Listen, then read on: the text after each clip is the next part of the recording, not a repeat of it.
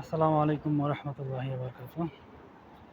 তো যে বিষয়টা বলার চেষ্টা করব, অধীনস্থরা ঊর্ধ্বতনদের তাদের মন রক্ষা খুব কমই করতে পারে। এটাই চিরন্তন সত্যবাণী, সত্য কথা।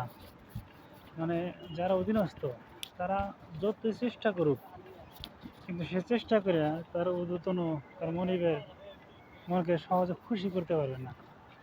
কারণ আপনি যত করবেন আপনার মনিবের তত বেশি চাইব। অতএব আপনি যেভাবে কাজ করতেছেন কাজের প্রতি নিষ্ঠা থাকেন, খুশি করা দরকার নেই, রব খুশি থাকলেই এনাফ। রবকে খুশি করতে পারলে আপনি নাজাত পাইলেন, আর রবকে খুশি না করতে পারলে আর নাজাত নাই।